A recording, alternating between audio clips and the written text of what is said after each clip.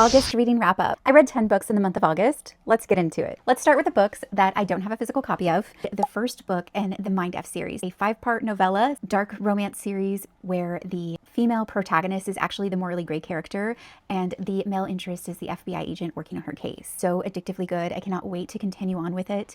And I'm also excited to see how the show turns out. This is 5 stars for me. I read Pen Pal by J.T. Geisinger. Dark romance as well, but I wasn't expecting it to be so suspenseful. I was actually scared in parts of it. Perfect spooky season read. 4 stars. A Curse Carved in Bone by Danielle L. Jensen. This is the second book in Saga of the Unfated duology. The first book is A Fate Inked in Blood. I absolutely loved A Fate Inked in Blood. I was in love with Bjorn. It was more character driven. It did have a lot of Norse mythology or Viking mythology. This one was definitely more plot driven. It was action heavy, and I feel like we lost some of that finesse of the characters, so I wasn't as addicted to this one. Still glad I finished it and glad to continue on. It's only 3 stars for me. One Golden Summer by Carly Fortune. I think Carly Fortune's writing is mesmerizing. She always transports me to a beautiful summer vacation with a nice steamy romance.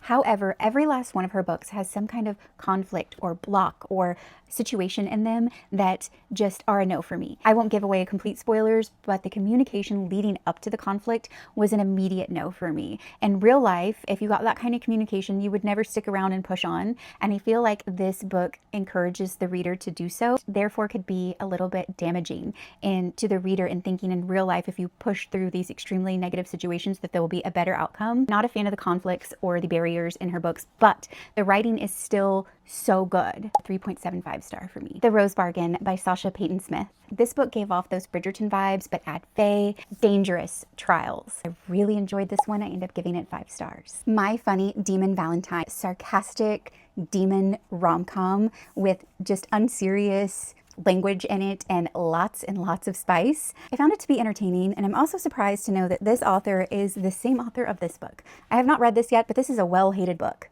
So I was surprised to see these, and they are both rated very differently. It reminded me of that movie in the 90s, Dogma, just like serious situations with very unserious language and attitudes about said seriousness. It was fun. 3 stars. On a Quiet Street by Serafina Nova Glass. This was my book club pick of the month. This mirrors the TV show Desperate Housewives. It is definitely not a quiet street. There's lots of hidden drama happening on it. A little bit of a murder mystery as well. 4 stars.